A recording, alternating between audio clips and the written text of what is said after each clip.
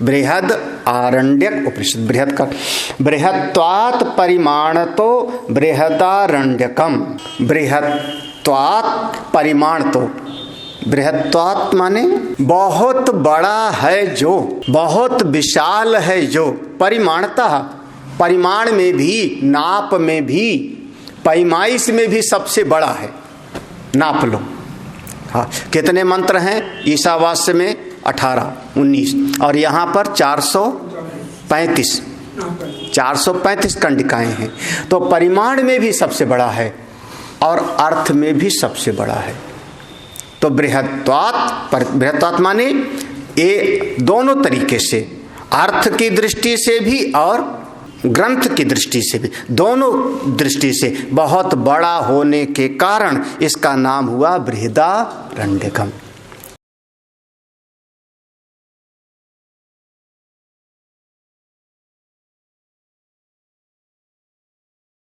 शंकरं शंकराचार्यं केशवं बादरायणं सूत्रभाष्यकृतौ वन्दे भगवन्तो पुनः पुनः। ईश्वरो गुरुरात्मेति मूर्तिभेदविभागिने व्योमवद्व्याप्तदेहाय दक्षिणामूर्तये नमः।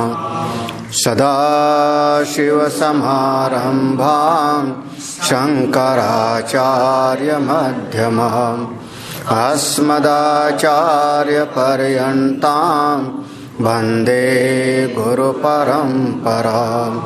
श्रुतिस्मृतिपुराणानाम् आलयं करुणालयं नमामि भगवत्पादं शंकरं लोकशंकरम्। ओम नमो ब्रह्मादिभ्यो ब्रह्म विद्या संप्रदाय कर्तृभ्यो वंश ऋषिभ्यो नमःभ्यो नमो गुरुभ्यः।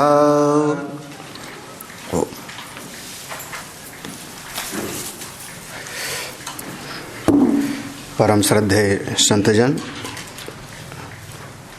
आत्मस्वरूप सभी भक्तजन, एक ऋचा हम लोग पढ़ते हैं, यथा पूर्वम अकल्पयत। याद होगा, यथा पूर्वम अकल्पयत। ये सृष्टि अनादिकाल से प्रवाहित होती रहती है, अनादिकाल से चलती चली आ रही है। बस इस सृष्टि में प्रलय होता है और फिर इसकी उत्पत्ति होती है। उत्पत्ति हुई, कुछ दिन तक स्थित रहता है और फिर ये सारी सृष्टि प्रलय हो जाती है। उद्भव, स्थित, संहार, ये तीनों अनादिकाल से चलता चला आ रहा है। अब ऐसी उस श्रुति के अनुसार अपनी विचारधारा पक्का करो कि किसी समय पर पूरी तरह से प्रलय हो चुका था, प्रलय हो चुका था। तो इस पूर्व में जो जीव थे, इसमें अनेक प्रकार के जीव थे, दैवी वृत्ति वाले भी और आसुरी वृत्ति वाले भी।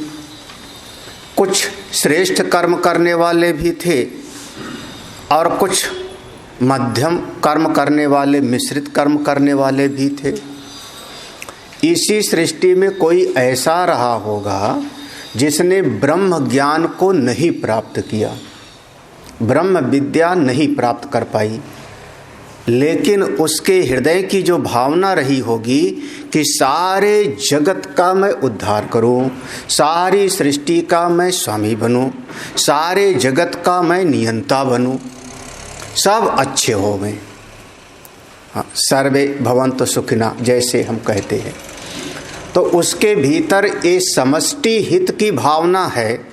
उसके लिए उसने अपनी सामर्थ्य भर पूरा का पूरा प्रयास किया, अनेक प्रकार के श्रेष्ठ कर्म, यज्ञ यागादि किया, बहुत कुछ किया। और उसके उपरांत उसको समष्टि के नियंता का फल मिलना चाहिए था, लेकिन उस समय प्रलय काल का समय आ गया और सृष्टि का प्रलय हो गया।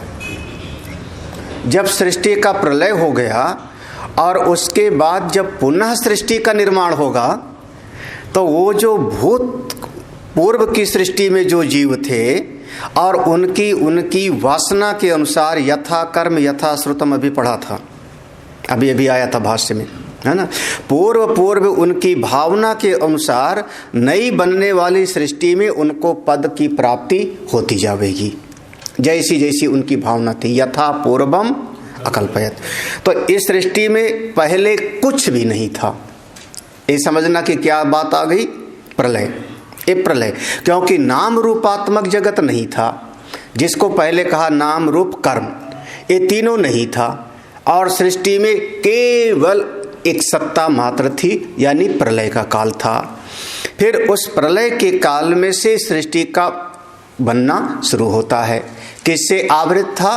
तो वहां पर कहा कि मृत्युना एव इदम व्याप्तम, ये सारा का सारा उस मृत्यु रूप क्षुधा रूपी मृत्यु से ही व्याप्त था।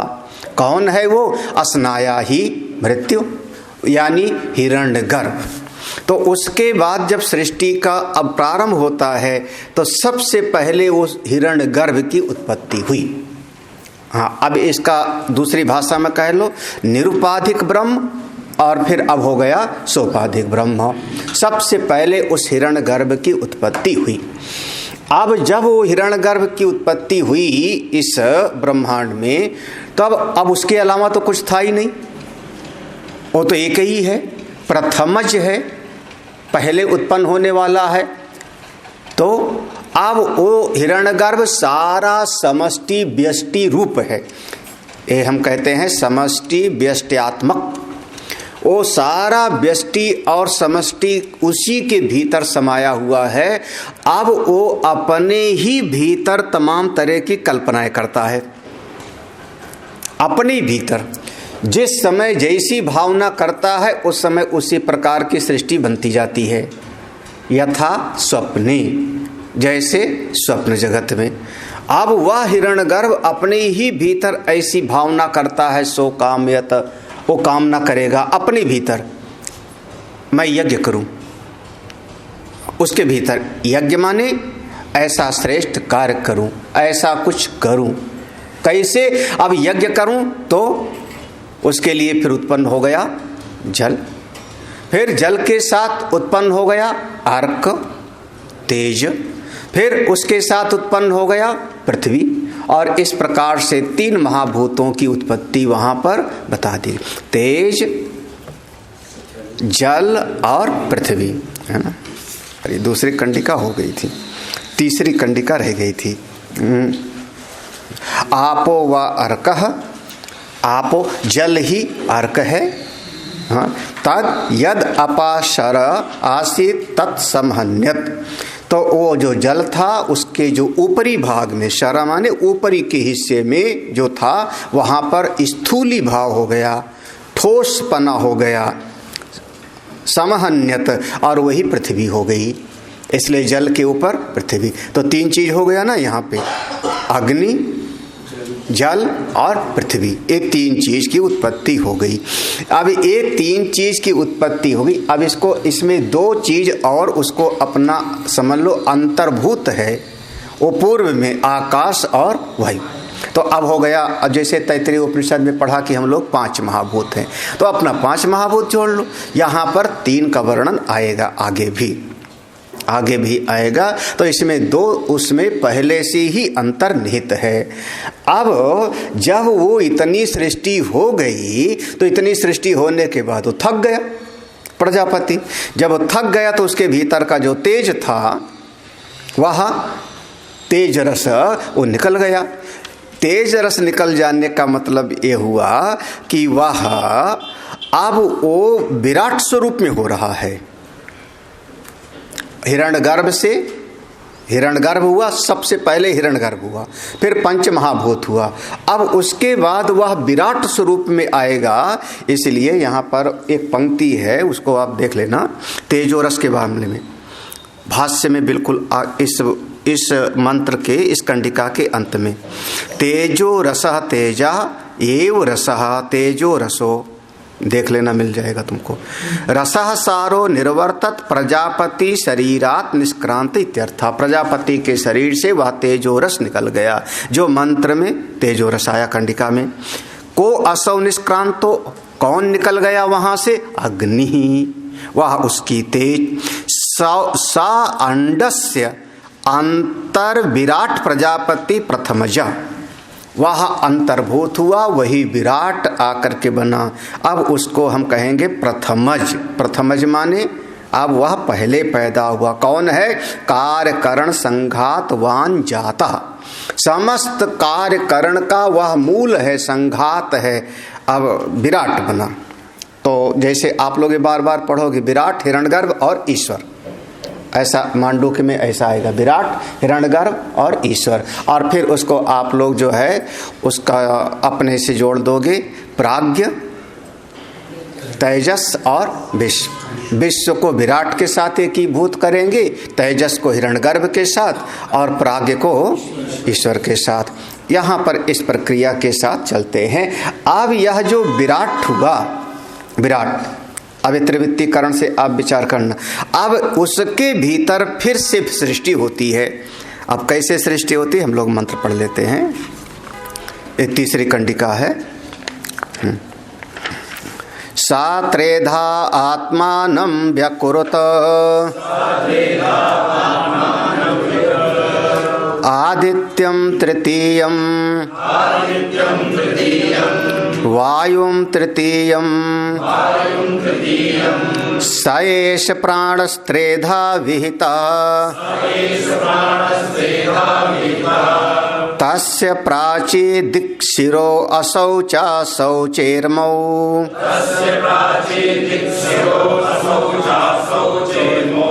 अथास्य प्रतीचे दिक् पुच्छमसौ चासौ च शक्त्यो दक्षिणा चोदीची च पार्श्वे द्यौ पृष्ठमन्तरिक्षम् उदरम् इयम् उरः स एषो अप्सु प्रतिष्ठितो यत्र क्वचैति तदेव प्रतिष्ठति एवं विद्वान। मंत्र का अर्थ देखते हैं ना बस। सा, अब यहाँ पर सा मतलब कौन होगा? हाँ, सा वो विराट, वो सा विराट कौन? जो सबसे पहले उत्पन्न हुआ। तो वो जो विराट पहले उत्पन्न हुआ वो अपने आप को आत्मानं त्रेधा व्याकुरत, अपने आप को ही तीन भाव में उसने व्यक्त किया, प्रकट किया। अपने स्वयं को ही उसने तीन भाग में व्यक्त किया, प्रकट किया। कौन कौन सा? अग्नि, आदित्य और वायु। आदित्य, अग्नि और वायु, ये तीन को उसने प्रकट किया अपने भीतर से, तीन भाग में उसने प्रकट किया। अग्नि, आदित्य और वायु। अब सृष्टि का क्रम ये बढ़ता जाएगा ऐसे धीरे धीरे, अभी पूरा का पूरा विस्तार में आएगा। हाँ, तो अब ये जो तीन प्रकट हुआ, तो इसमें अगर हम यहाँ से गिने नीचे से, वायु से गिने तो वायु कहाँ से पैदा हुआ? अग्नि से। वायु, अग्नि, तो तृतीय, तो उसके बाद कौन सा बचा? आदित्य। तो आदित्य तृतीय हो गया। आदित्यम तृतीयम, आदित्य कौन हो गया? तृतीय। जब हम तीनों को गिनते हैं तो यहाँ से गिनेंगे तो हो गया तीसरा, और अगर ऊपर से गिनो आदित्य से तो आदित्य, अग्नि और फिर हो गया वायु तृतीयम। मंत्र पर ध्यान देना। हाँ, तो एक दो की बजाय दो से की अपेक्षा से एक तीसरा हो गया। हाँ, यहाँ तीन हैं तो ये जो मंत्र में है ना, आदित्यम तृतीयम, तो दो की अपेक्षा आदित्य को तृतीय कह लो। फिर दो की अपेक्षा वायुम तृतीयम, दो की अपेक्षा फिर वायु, वहां से गिनो तो वायु तृतीय हो गया। फिर दो की अपेक्षा अग्नि तीसरा हो जाएगा। कौन? सायेश प्राणा त्रेधा विहिता, वही प्राण ने इस प्रकार से, प्राणवा ने यहाँ पर वही हिरण्यगर्भ, वही जो भीतर से अपने कल्पना कर रहा है, अपने भीतर उत्पत्ति की कल्पना कर रहा है, वही ऐसे तीन प्रकार से उसने अपने आप को विभाग किया। अब देखो, अब फिर से विभाग करेगा। अब अपने भीतर पूरी की पूरी जैसे जैसे भाव आता है वैसे वैसे सृष्टि जो है बनती जाएगी। अब जब इस प्रकार से उत्पन्न हो गए, सूर्य उत्पन्न हो गया, आदित्य, वायु, प्राण सब हो गया। अब कहते हैं तास्य प्राची दिक्षरः। अब ये सब जो है एक तरीके से ये जो अश्वमेध यज्ञ का वर्णन था ना, उस अश्वमेध यज्ञ के अंतर्गत ही ये सब उपासना के अर्थ लिए वो, और ये सब समझो ये सब स्तुति भाव में है, उपासना के भाव में है कि हमको सर्वत्र उसी समष्टि का भाव रखना है कि ये सब का सब केवल वही हिरण्यगर्भ ही है, वही एकमात्र ही है, उसके अलावा और कुछ नहीं है। यहाँ पर अब आगे एकता देखना। यहाँ जब वो अश्वमेध में वो उपासना कर रहे हैं अग्नि का, तो यहाँ पर तीन अग्नि होगी, तीन प्रकार की अग्नि होगी। एक मूल अग्नि हो जाएगी, एक अश्वमेध की अग्नि में विराट, एक मूल अग्नि, और अग्नि जो पंचमहाभूत में उत्पन्न हुआ तेज, एक अश्वमेध यज्ञ की अग्नि और एक अपने भीतर की प्राण रूप अग्नि। ये तीनों में एकता का भाव लाना है। जैसे यज्ञ करने बैठे तो यज्ञ में आहुति देते हैं, तो अग्नि में आहुति देंगे, तो वो अग्नि जो अश्वमेधी अग्नि है और वो जो तेजमय अग्नि है पंचभौतिक, और अपने भीतर जो अग्नि है, ये तीनों में एकत्व का भाव ले आना है। ये सब का सब एक ही है। कि आप लोग तो ज़्यादातर सुनने की आदि हो कि महाराज सुनाओ, तुम आत्मा हो और ब्रह्म हो और अविद्या का नाश कर लो और मुक्त हो जाओ, है ना। हाँ। तो ऐसे समझो। चलो, तास्य प्राची, प्राची माने पूर्व, तास्य प्राची दिक्षरः, वह जो है अब वो जो विराट बनना भीतर से उसका ये पूर्व की दिशा सिर है, समझ लो पूर्व की दिशा सिर है। जब पूर्व की दिशा सिर हो गया तो जैसे अब वो विराट पुरुष है, हम इधर मुंह करके खड़े हैं तो हमारी दो भुजाएं भी तो हुई ना, भुजाएं किधर हो गई? दाएं बाएं। हाँ हाँ, इसको दक्षिण दिशा क्यों बोलते हैं? दाएं क्यों है? इस समय हमारे तो बाएं हैं, इस समय इसको दक्षिण दिशा क्यों बोलते हैं? अरे हम तो इधर मुख रखे, हमारे तो बाएं है, हमारे तो दक्षिण दिशा में ये है ना। तो अब क्या तुम्हारा वोट ज्यादा है तो इसीलिए कह रहे हो क्या? अगर हम 5000 इधर मुंह करके खड़े हो तो हाँ, यहाँ पर जो उपदेश है पूर्वाभिमुख का है, सूर्य की तरफ जो है करके उषा के उषा व अश्वस्य वहाँ से प्रारंभ किया है। तो हाँ यही ना, जिधर खड़े हो मुख करके। हाँ, अब उधर खड़ा हुआ है तो उसका दायां वाला भुजा किधर गई? तो हो गया दक्षिण दिशा। हाँ, बायां वाला भुजा जिधर गई उत्तर दिशा हो गई। तो हाँ, इतना आसान सा है और समझते नहीं हो तुम लोग जो है। तो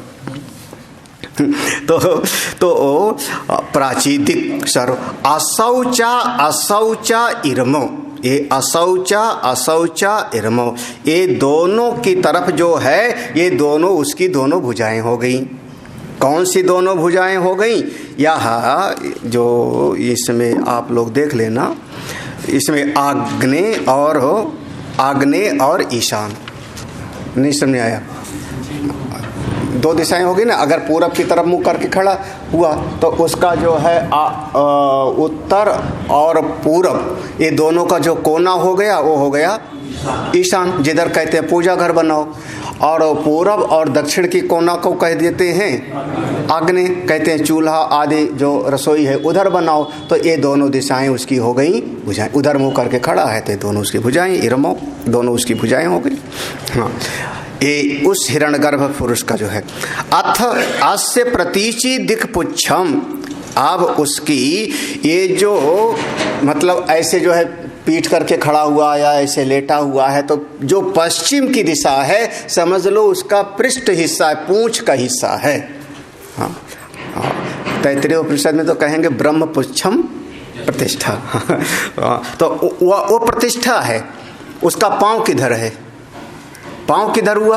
बोले पश्चिम दिशा की तरफ। अगर ऐसे लेटा हुआ है विराट पुरुष, हाँ ऐसे लेटा हुआ, तो इसका यूं हो गया, और पांव किधर गया?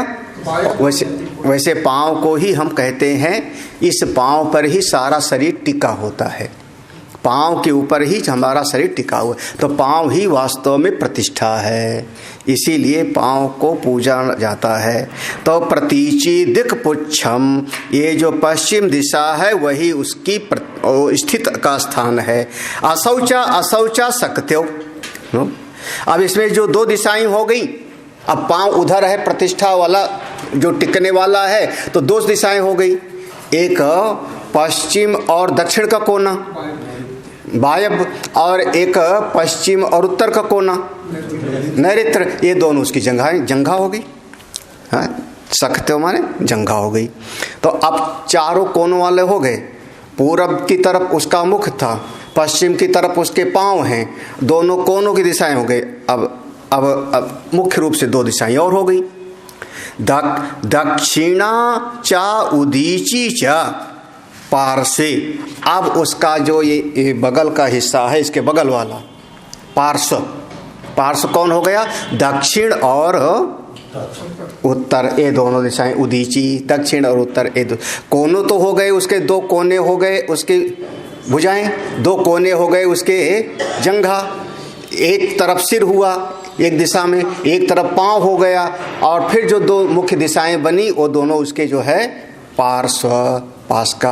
अब ये पूरा का पूरा जितनी दिशाएं हैं वो सब का सब उसी परम पुरुष के शरीर है।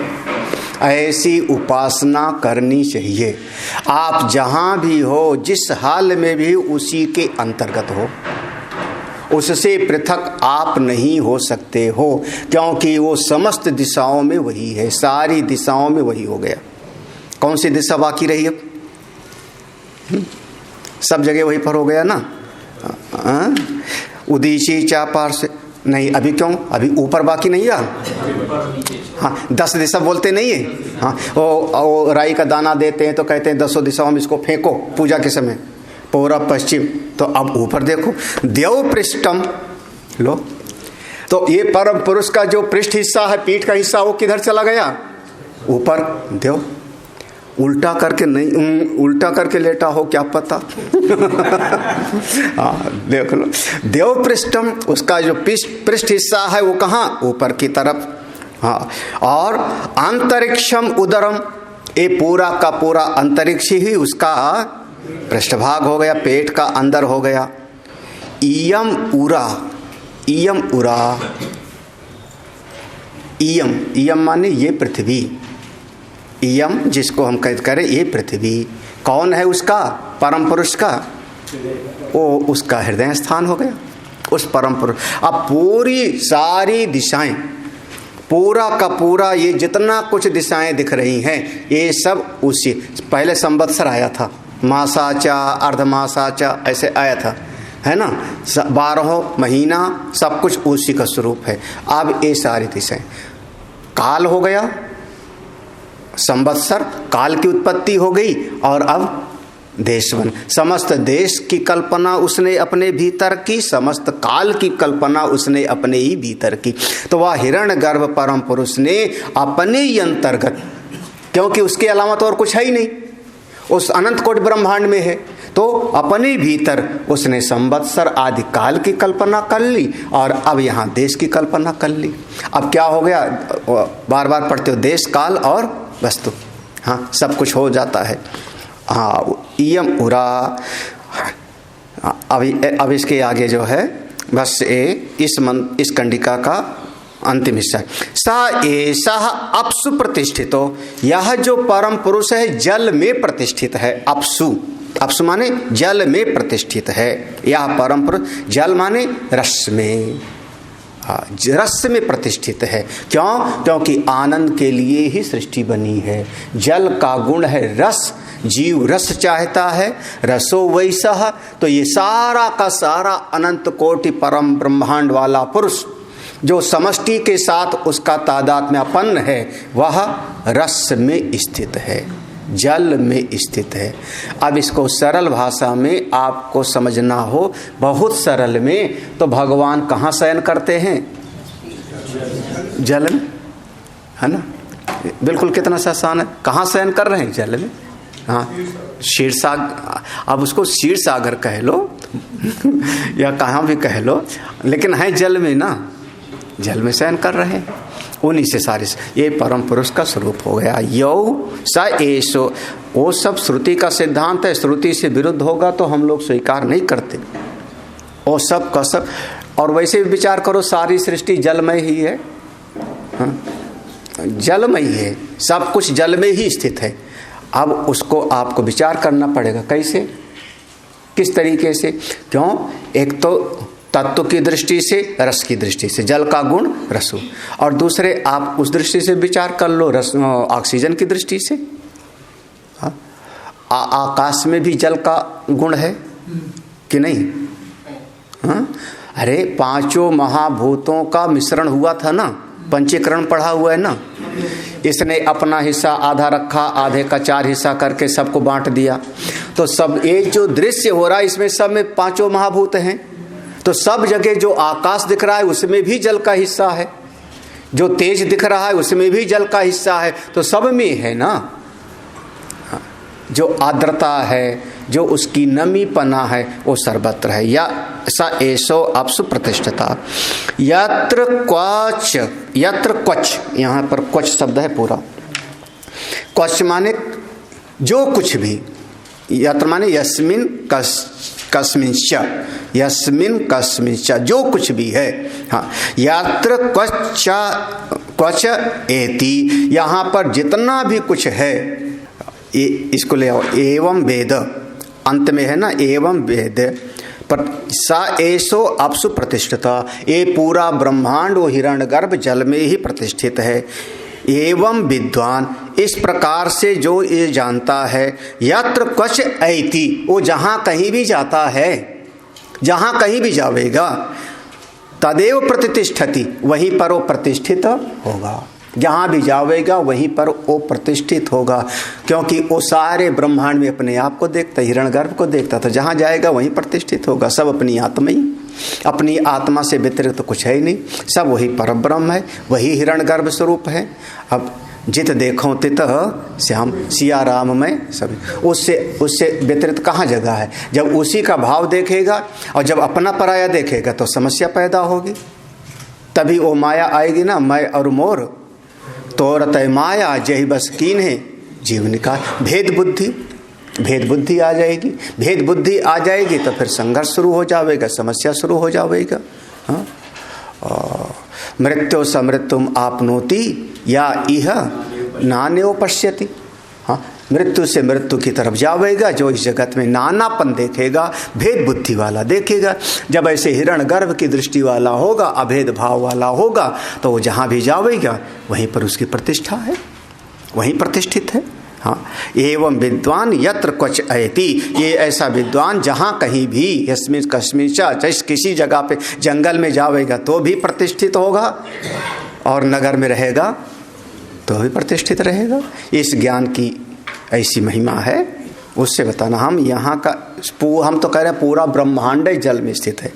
जिस चीज में से जलत्व को, उसका जल तत्व द्रव को निकाल लो, वो सब का सब राख हो जाएगा, भस्मीभूत हो जाएगा। तो ये मेज भी जल में स्थित है, ये ग्रंथ भी जल में स्थित है, ये उंगली भी जल में ही स्थित है। क्यों? वो कहते नहीं शरीर में 70-80% जल है, तो जल निकाल लो, क्या हो जाएगा? भस्मीभूतस्य देहस्य। ईंट में जल है कि नहीं? हाँ, अब उसको जब जलाओगे, भस्म बनाओगे, आप हीरा मोती का भस्म बनाओ, भस्म बना रहे हो तो आगे में तो डाल रहे हो, आग में डालोगे तो उसका जो है जलत तो सारा जो उसमें जलत होता है समाप्त हो जाएगा, राख हो जाएगा। तो अब बताओ, तो हम तो कह रहे हैं सारा कुछ जल में स्थित, सब जल में स्थित है। हमारी इस दृष्टि से कुछ ऐसा नहीं है जो जल में स्थित ना, जो इस ज्ञान को जो समझ लेगा तो वो जहाँ कहीं भी जाएगा, यत्र क्वच अयति, जहाँ कहीं भी अणगतो धास, जहाँ कहीं भी जाएगा वहीं जो है आप आगे देखा, अब सृष्टि आगे बढ़ेगी। अब सब ये वो अपने भीतर सब कल्पना कर रहा है, ध्यान रखना, यथा स्वप्ने।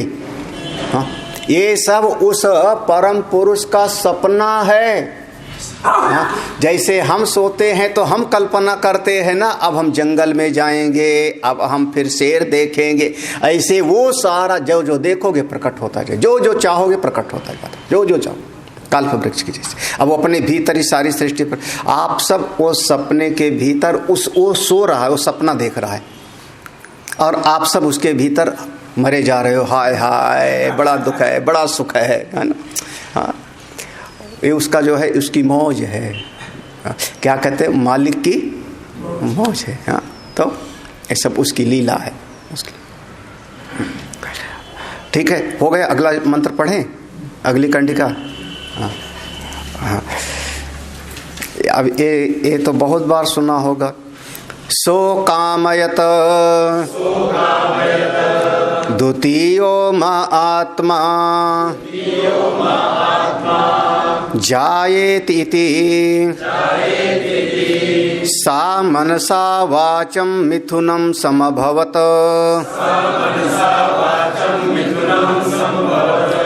अस्नाया मृत्युः तद्यत्रेत आसीत् सा संवत्सरो भवत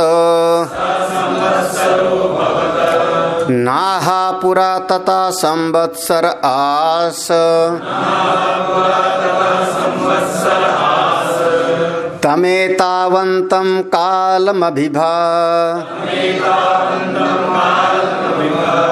यावन् संवत्सर तम एतावता कालस्य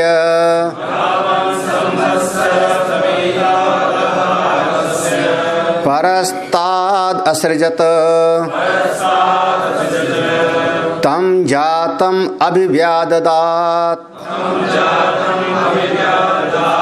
सा भाण करोत् सैवागभवत्।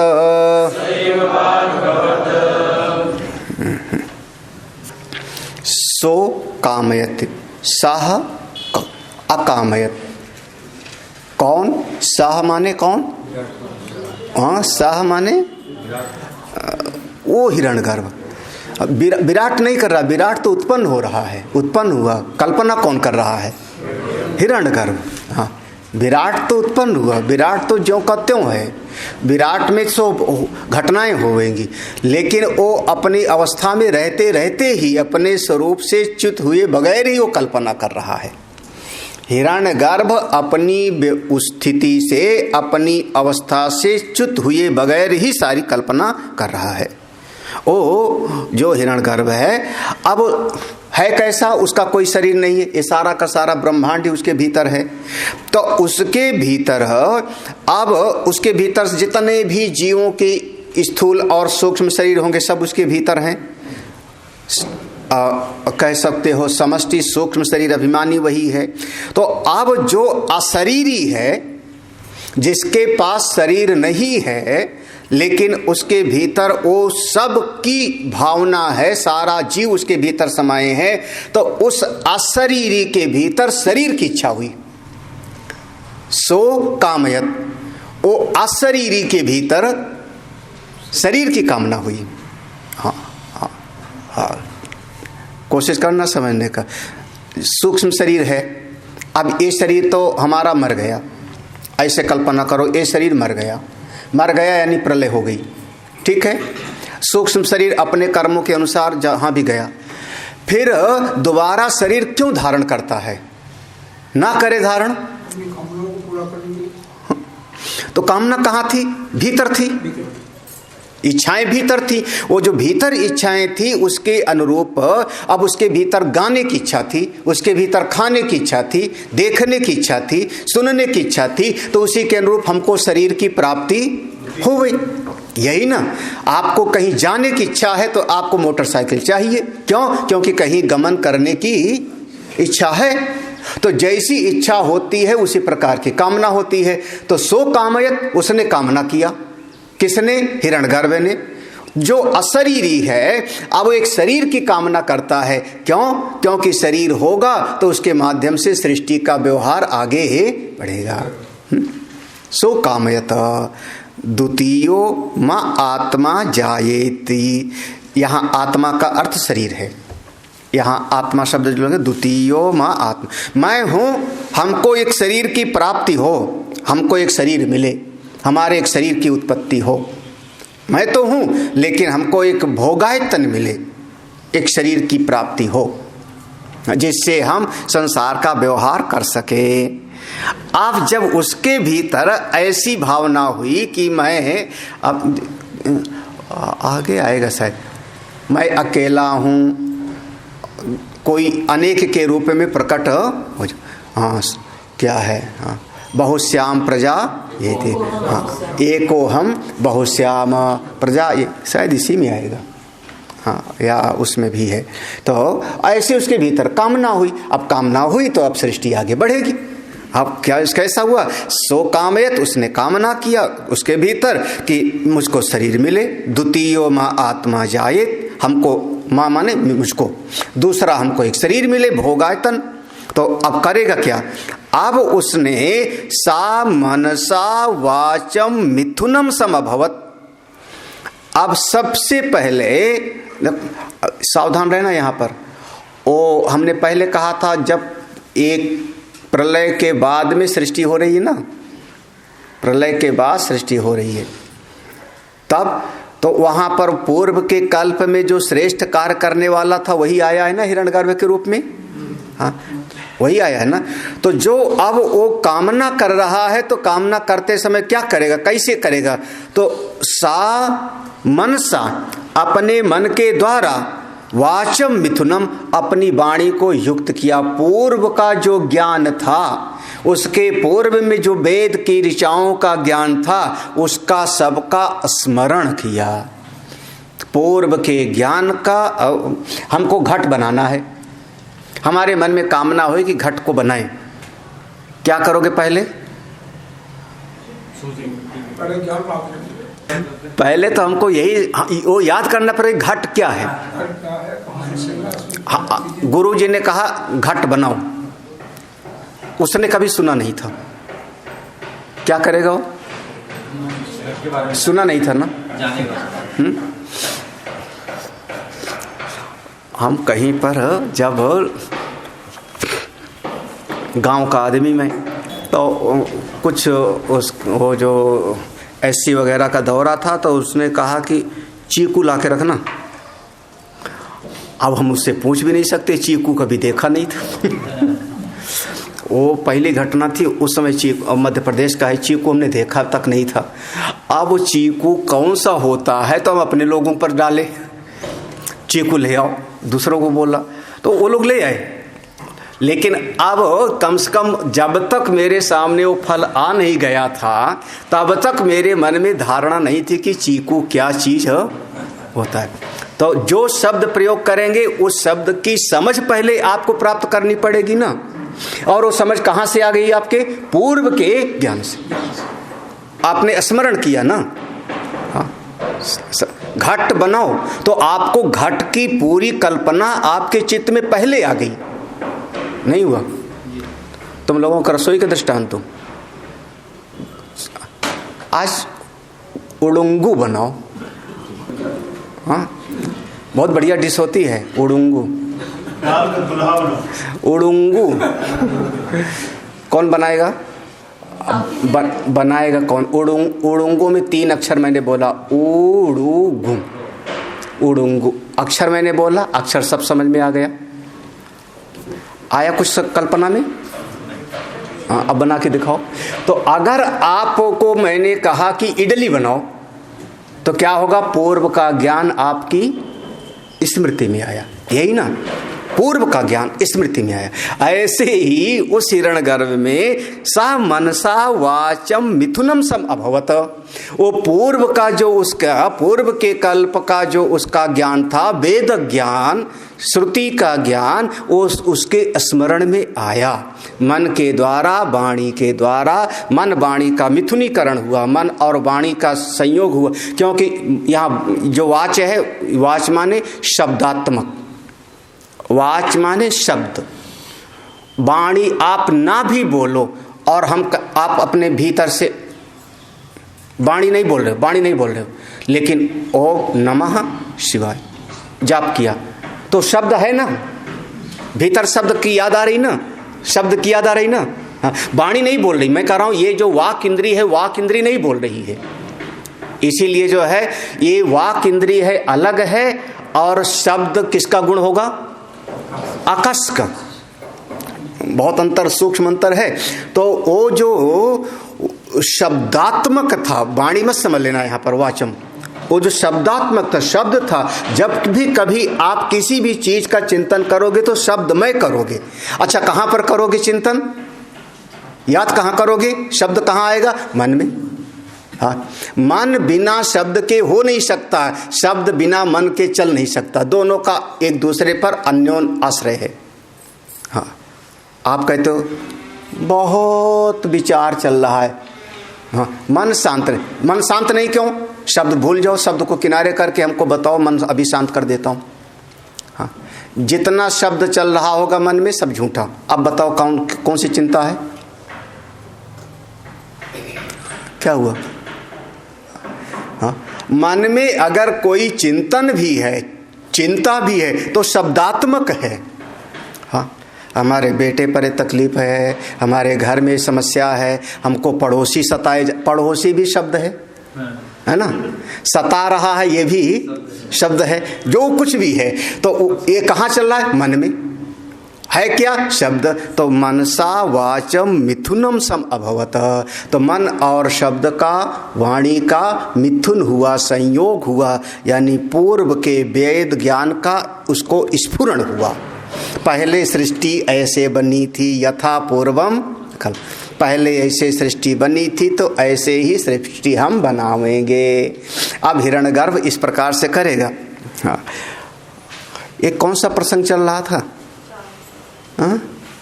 एक ने कहा उपासना, एक ने कहा कुछ और। कौन सा प्रसंग चल रहा था?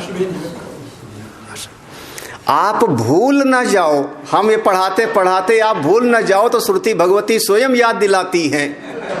हाँ, स्वयं याद दिला रही। अस्नाया मृत्यु,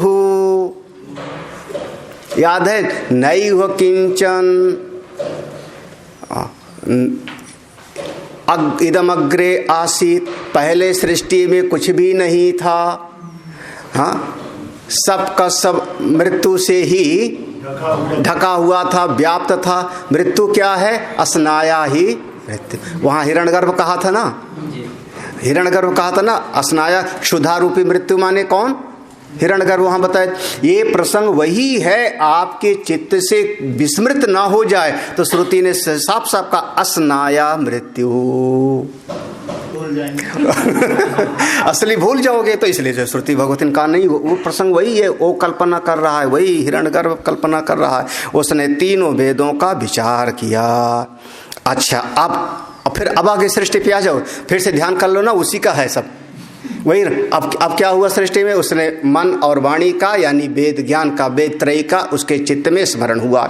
जब स्मरण हुआ तो यद रेता आसीत सा संवत्सरो अभवत, उसके भीतर का जो वीर था, मन और वाणी के साथ में जो भाई तेज हुआ, उसका जो रेतस, रेता माने उसका जो वीर, उसका जो तेज था, कैसे? वही आकर के संवत्सर अभवत। यहाँ संवत्सर का अर्थ होगा प्रजापति। अब इसको जिसको कहते हो तो प्रजापति हो गया। इसको ऐसा समझ लो, भगवान भाष्यकार इसको कहेंगे वह जो प्रजापति हुआ, उत्पत्तौ कारणम रेतो, उत्पत्ति का जो कारण है उसी का नाम है रेत।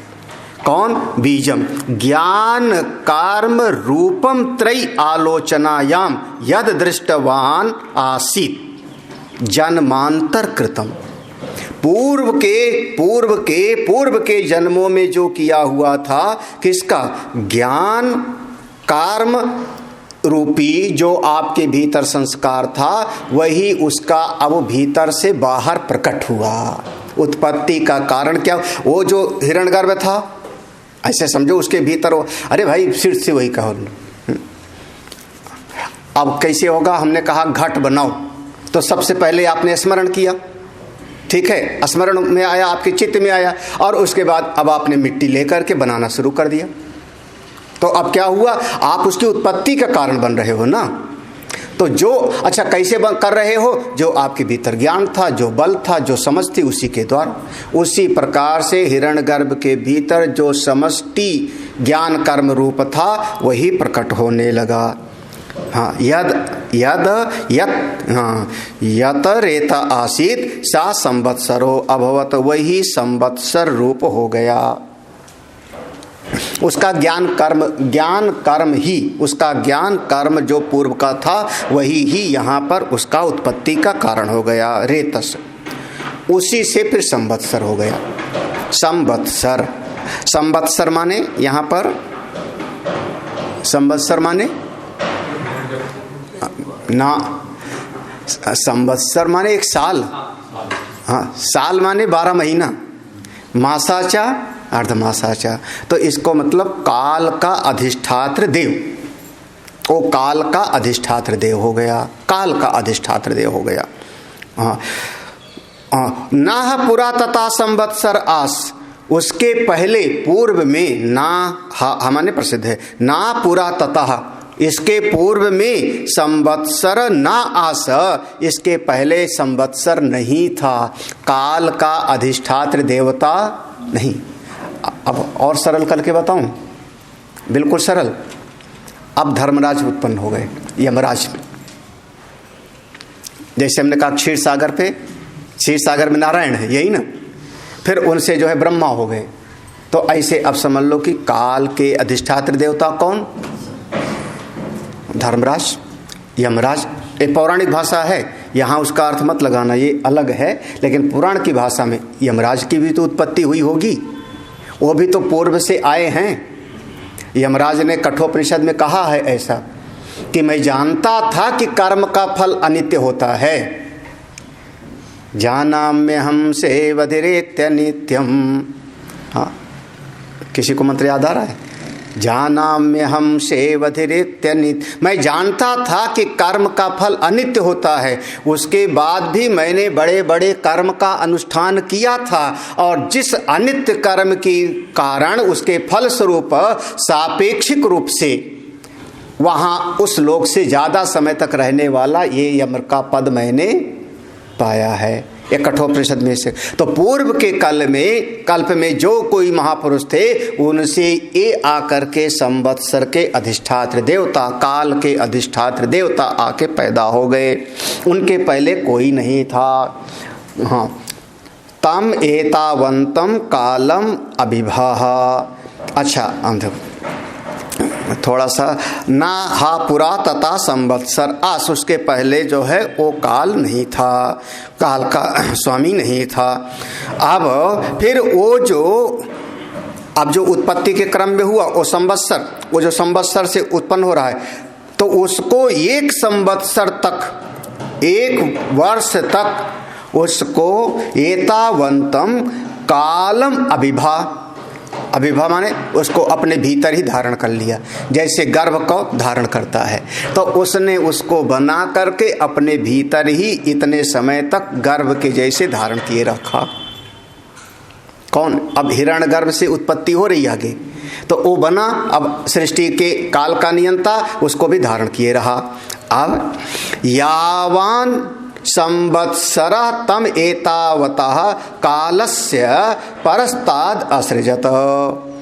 इसके बाद जितने समय तक, यावान संवत्सरा, जितना समय एक संवत्सर का होता है उतने समय तक, तम एतावतः, उतने समय तक वह उस काल को, उस सृष्टि को, जो वह उत्पन्न हुआ था विराट अंडा काल का स्वामी, उसको अपने भीतर धारण किए रहा। परस्ताद असृजत, उसके बाद उसको उत्पन्न किया।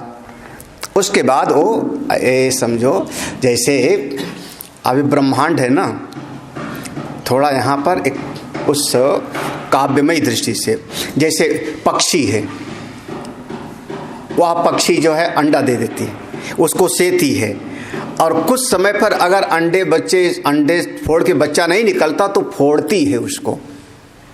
हाँ, महाभारत में दुर्योधन आदि कैसे पैदा हुए? ओ जब पांडु के माद्री और एक कुंती जंगल में रहते थे, हाँ, तो संयोग से उसी समय कुंती गर्भधारण करती है और इधर गांधारी का गर्भधारण होता है। समय लगभग समान था गर्भधारण का। और उसके बाद जब ये कुंती का बेटा पैदा हुआ, युधिष्ठिर नाम रखा, और ये सूचना जंगल से यहाँ पर आई, तो गांधारी से नहीं रहा गया, हमारा बेटा छोटा हो जाएगा तो राज्य का उत्तराधिकारी नहीं बनेगा, तो जबरदस्ती अपने गर्भ पर प्रहार करती हैं। ऐसे वर्णन आएगा। हाँ, 2 साल का हो गया, देख लो। तो जबरदस्ती अपने पेट पर प्रहार करती हैं। तो जब प्रहार करती हैं तो एक तुम्बी नुमा निकलता है, मांसपिंड, मतलब पूरी तरह से गर्भ का निर्माण नहीं हुआ था, मांसपिंड जैसा प्रकट होता है। तब विलाप करने लगती हैं। उस समय फिर जो है व्यास भगवान आते हैं और ऋषि लोग आते हैं, तो उसके फिर टुकड़े टुकड़े करके और अलग अलग घी के पात्र में रखवा दो। अब देखो वहाँ पर, अब ऐसे पढ़ लो, वहाँ पर ऐसा है, तो उसी प्रकार से यहाँ समझो कि अब वो हिरण्यगर्भ से वो इतने समय तक ये ब्रह्मांड को भीतर सेता रहा, फिर उसके बाद में उतने समय तक, और उसके बाद उसने इसको परस्ताद असृजत, फिर इसको थोड़ा सा फोड़ दिया, व्यक्त किया, अव्यक्त से व्यक्त, निकलो बाहर। तम जातम, अब वो जब फोड़ दिया तो उससे विराट पैदा हो गया। अब वह विराट माने एक प्रकट सृष्टि अब पैदा हो गया। तम जातम वो प्रकट हुआ।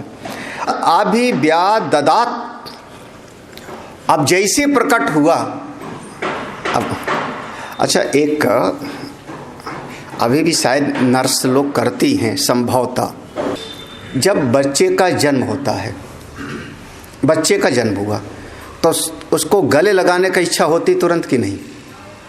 ये अब इन लोगों का अनुभव होगा, गले लगाते हैं कि नर्स लगवाती हैं गले कि नहीं? तो तम जातम अभिव्याददात, तो वैसे ही जब उस हिरण्यगर्भ से विराट पैदा हुआ तो इसको खाने के लिए चला, अपने भीतर समा लेने के लिए। अपने भीतर समा लो इसको, मुझसे अलग ना रहे। तो ये डर गया, सा भाण करोत, वो मुंह खोल दिया, मुंह खोल के जैसे रोता है। सा एव वाक अभवत, जब वो मुंह खोला तो वही उसका वाणी हो गया। भाण, मुंह खोल दिया उसने डर करके, क्योंकि वो जो जीव पैदा हुआ वह पूर्व काल से अविद्या है उसके भीतर, अविद्या के कारण ही पुनः उसका जन्म हुआ, तो डर गया और डर करके उसने मुंह खोल दिया। जब वो मुंह खोल दिया तो उसी से फिर वो वाक पैदा हुआ, और इस प्रकार से नैसर्गिक रूप से अब जो मुख्य रूप से प्रकट हुआ, अब वह शब्द रूप में प्रकट शब्द हो गया। पहले शब्द था, अंदर था, शब्द पहले अंदर था, अब वही शब्द बाहर निकला, प्रकट हो गया। अब व्यक्त से, पहले मन में शब्द चलता था, मैंने कहा घट, आपके मन में चला, लेकिन जब बोल दिया आपने तो बोलने के लिए आपको मुंह तो खोलना पड़ेगा ना। घट बोला तो मुंह खोला, तो अब वो शब्द के रूप में प्रकट हो गया, तो अव्यक्त से वो व्यक्त हो गया। घबराना मत, जितना समझ में आ जाए उतने बढ़िया है। हाँ हाँ। अब इस प्रकार से सा एव भाव अभवत वाक शब्दो अभवत, वाक रूपी शब्द प्रकट हुआ। अब उसने भा बोला और बस वहीं से डर गया। अगली कंडिका देखते हैं। अब एक सृष्टि का क्रम है। अब मैं समझता हूँ कि इतना आसान नहीं है, घबराना मत, आएगा, वेदांत आने वाला है। हाँ, अब किसकी इच्छा थी वृद्धारण्यक रखने का? ओंकारानंद, बीके सिंह और अनंतानंद तीनों। हाँ, तो तुम लोगों के लिए तो ठीक है, तुम लोगों को तो स्वाध्याय हो जाएगा। बाकी और लोग तो कहेंगे क्या पढ़ा रहे हैं स्वामी जी, आत्मा ब्रह्म तो सुना ही नहीं रहे। तो देखते हैं, वो सब का सब आएगा जा करके, वो मुनि कांड में विस्तार में है। हाँ, चलिए। स ऐक्षत यदि वा इमं अभिमंसे कनीयो अन्नं करिष्ये इति सा तया वाचा तेन आत्मना इदं सर्वम् असृजत यदिदं किंच ऋषो यजुंसि सामानि छंदागुंसि यज्ञान् प्रजाः पशून् सा यत् एव असृजत तद अत्तुम अध्रियत सर्वं वा अत्ति इति तद अदितेः अदित्वम्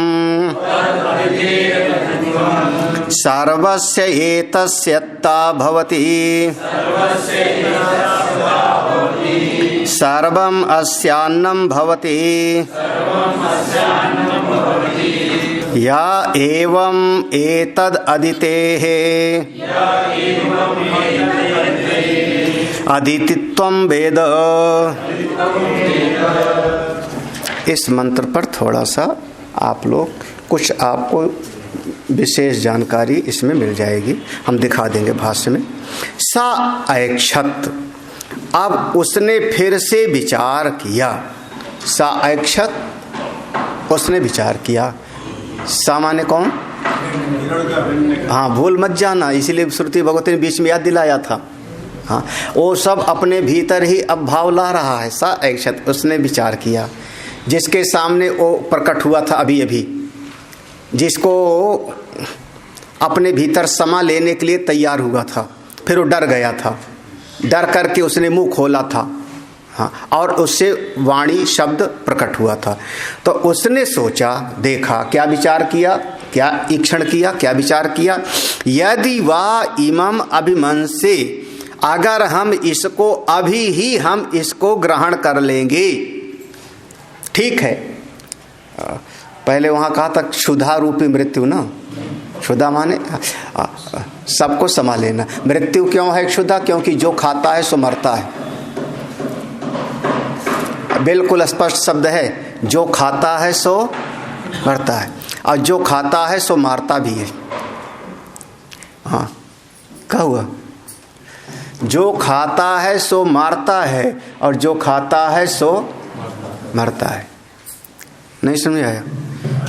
अरे बिल्ली खाती है तो खाएगी तो चूहे को मारेगी, तभी तो खाएगी। हद हो गई तुम लोगों का, जो है ना। शेर खाता है तो शेर खाएगा कब? जब मारेगा। किसको? हिरन को। आप लोग किसी को नहीं मारते? बड़े शाकाहारी बने हैं।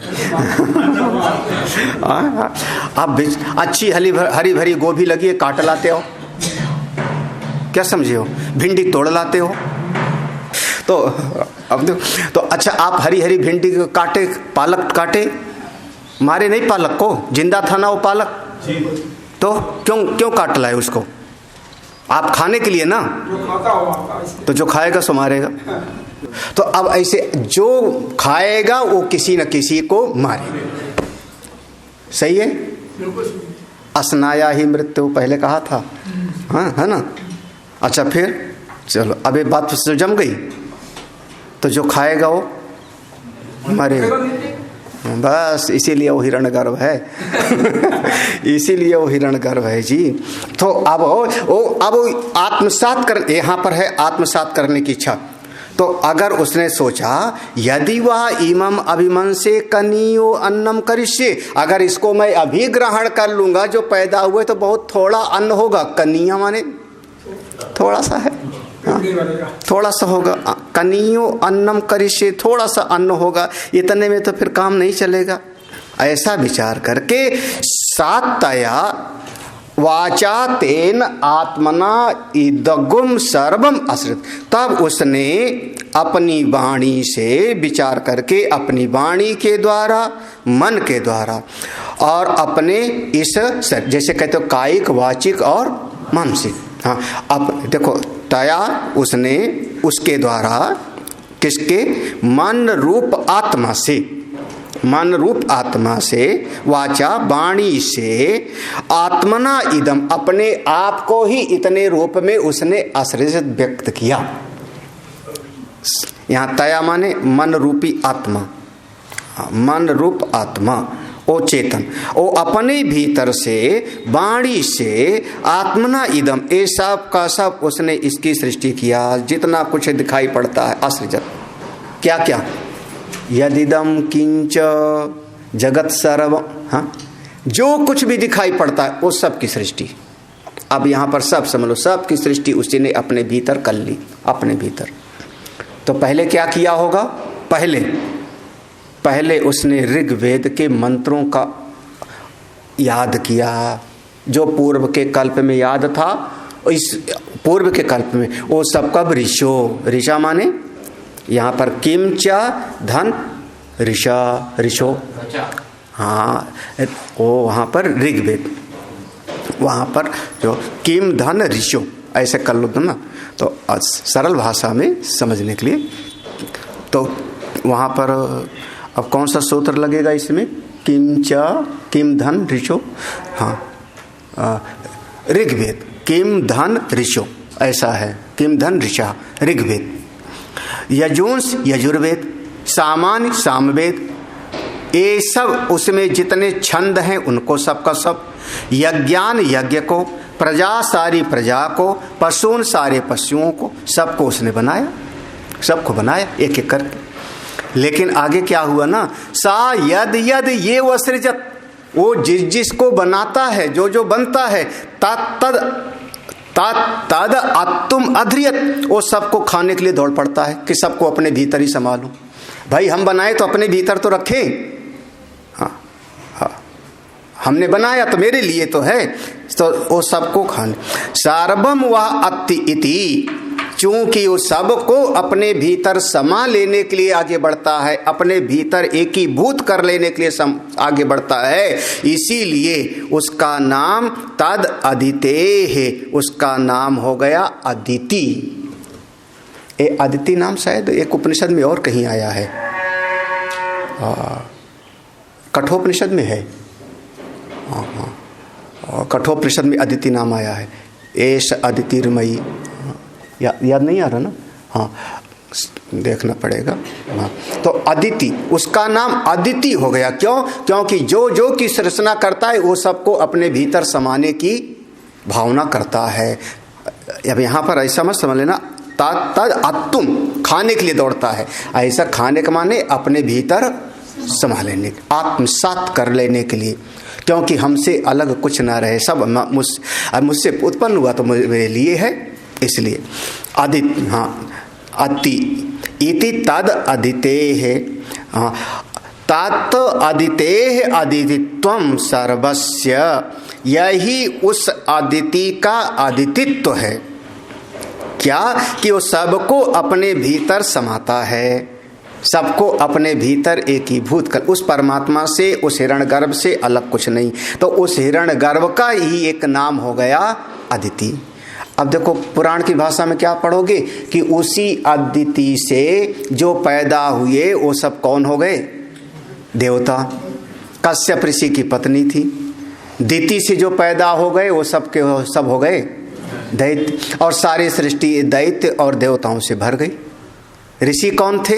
एक कश्यप। कश्यप माने कौन? वह परब्रह्म परमात्मा। पश्य का ये कश्यप, फिर उससे जो है अदिति दिति हुई।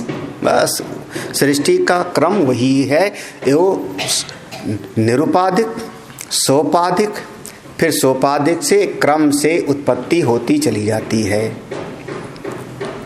इस प्रकार से उपासना करनी चाहिए, ऐसा भावना करना चाहिए। कह रहे हैं देखो, एतस्य अत्ता भवति, सर्वस्य एतस्य अत्ता भवति। सर्वस्य एतस्य, सब का, सर्वस एतस्य सर्वस्य, इन सब का अत्ता भवति, वो भोक्ता हो जाता है, इन सबको भोगने वाला हो जाता है, सबको भोगने वाला हो जाता है।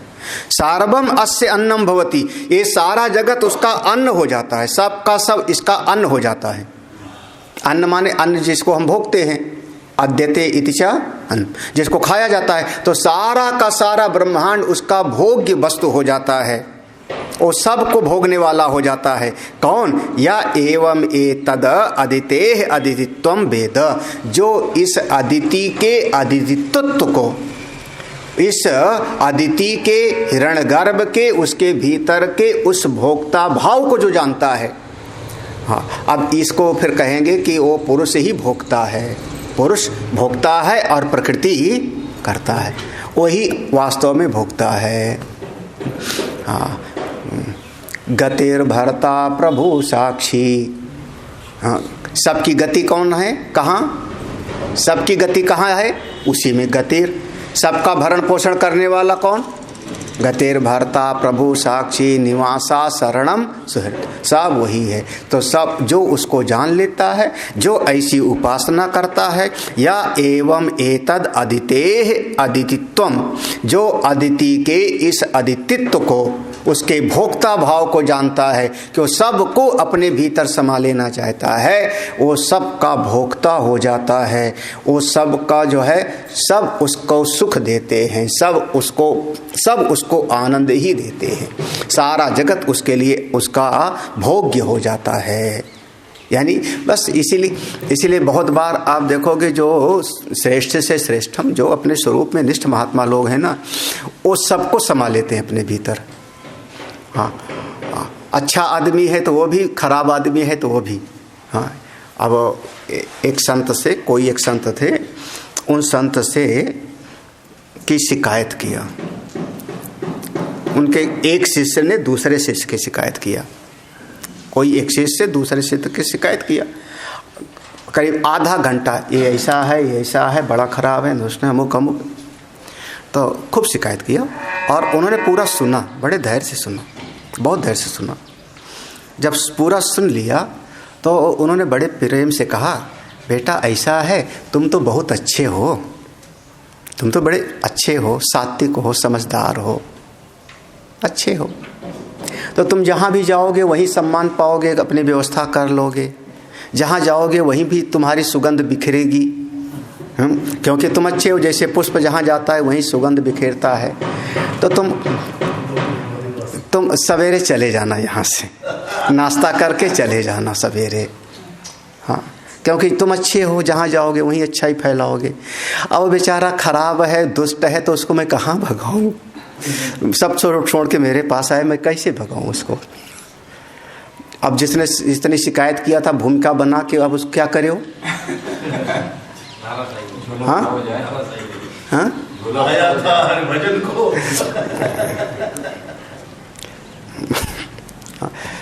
अब संतों की दृष्टि है। हाँ?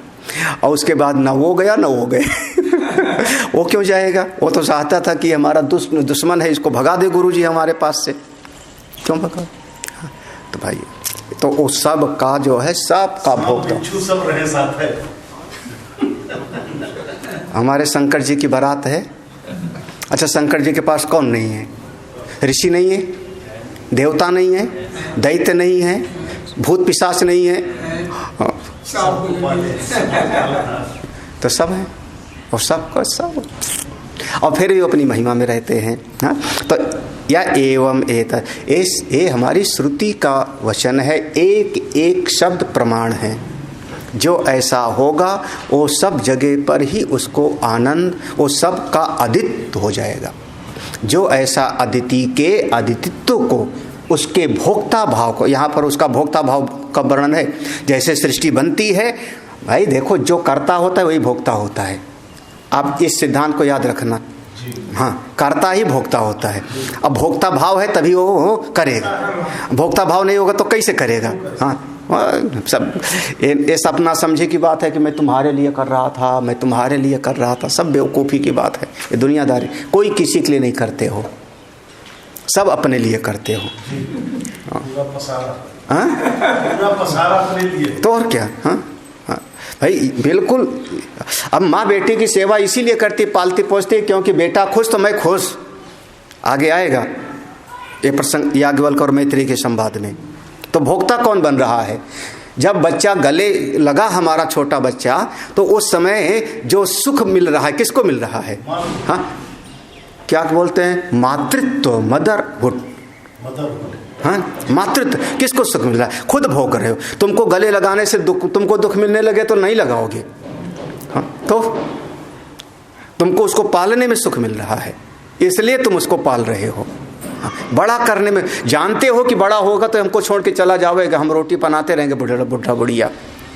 हाँ, तो फिर फोन कर लेगा दिन में एक बार, ध्यान रखना मम्मी।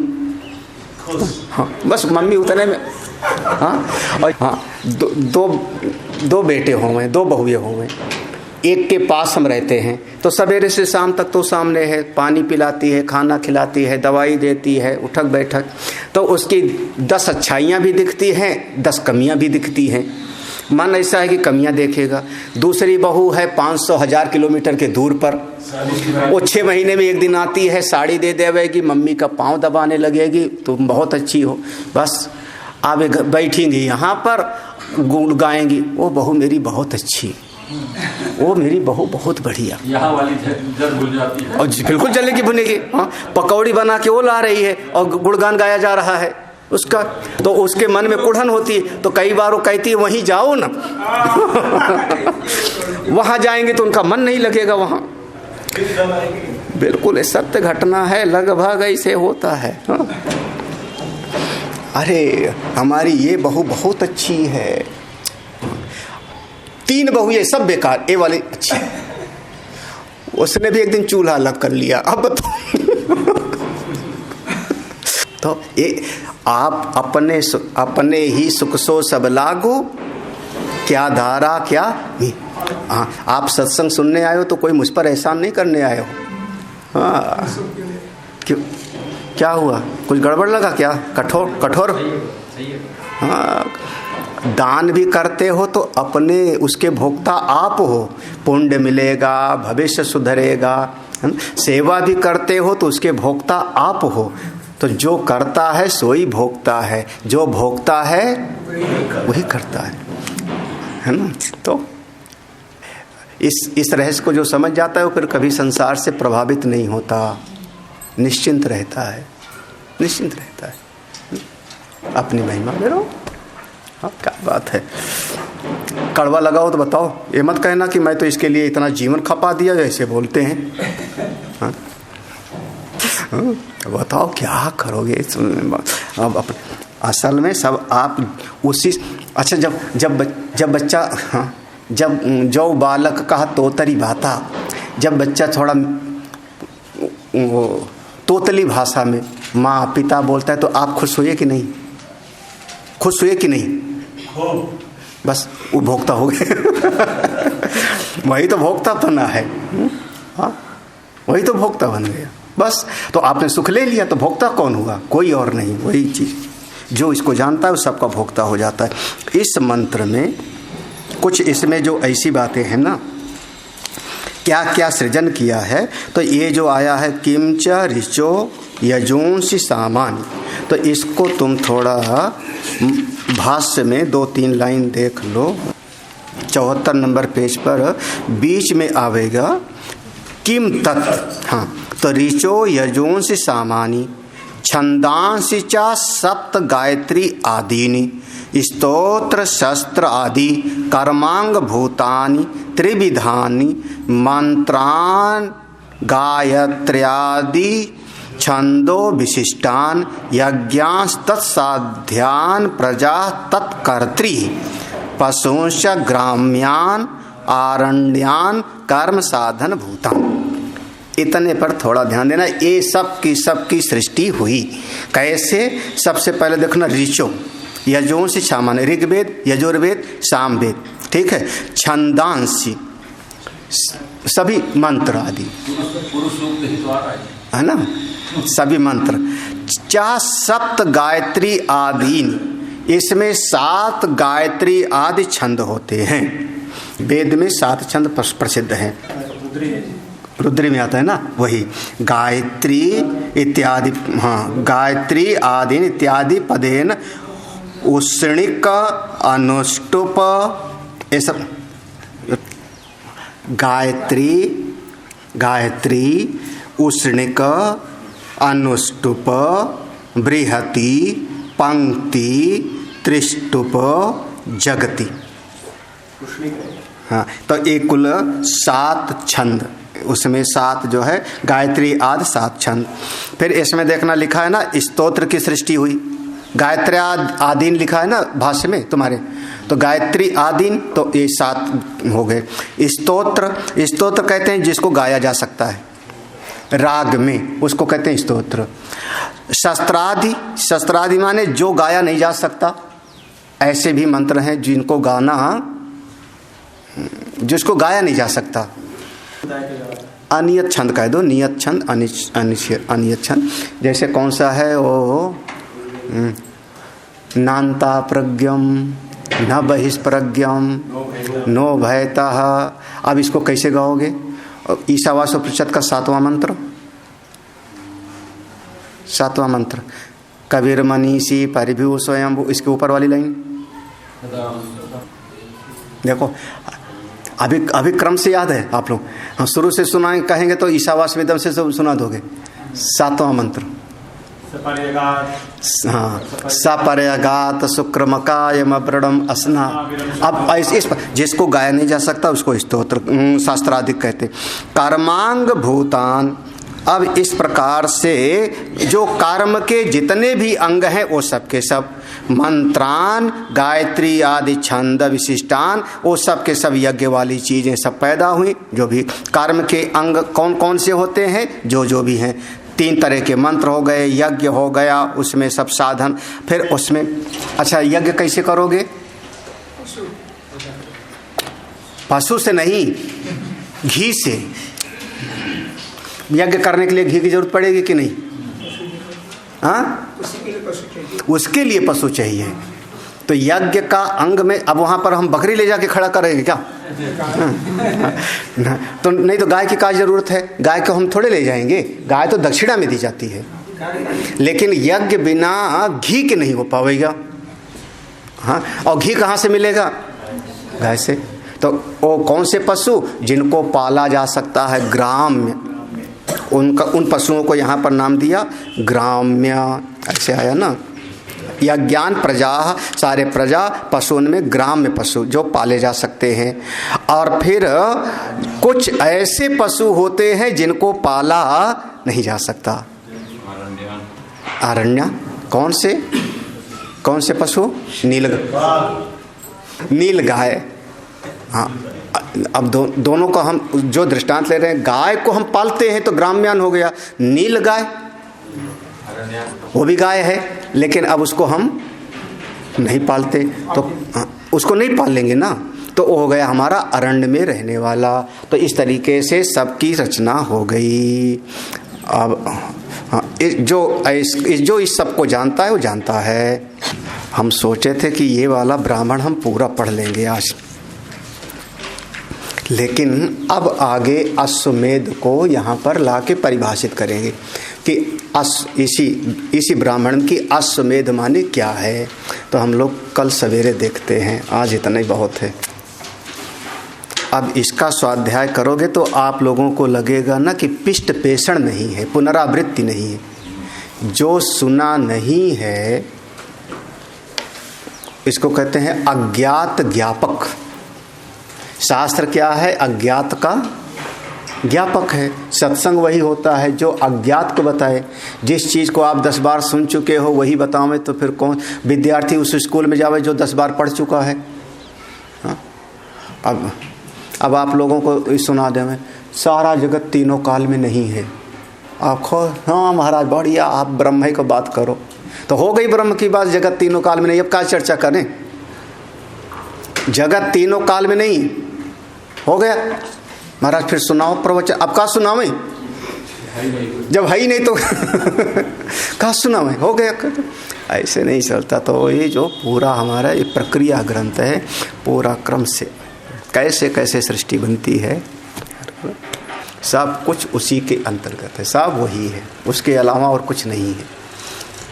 पूरब दिशा, पश्चिम दिशा, उत्तर दिशा, दक्षिण दिशा, अवान्तर दिशाएं, ऊपर नीचे चारों तरफ वह एक ही है, हिरण्यगर्भ। बस वही है जो उसके उस स्वरूप को जानता है।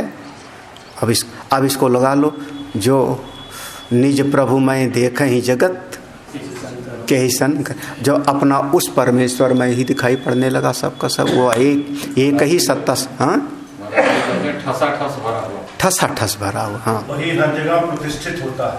वही हर जगह प्रतिष्ठित होता है। बिल्कुल, जिसकी ऐसी दृष्टि है वो जहाँ जाएगा वहाँ उसकी प्रतिष्ठा होगी, वहीं उसको जल मिलेगा, सुख मिलेगा, उदकम सुख। हमारा तो वेद के वचन पर विश्वास है, दृढ़ विश्वास है। आनंद मिलेगा। हाँ, जहाँ जाएगा वहीं। तो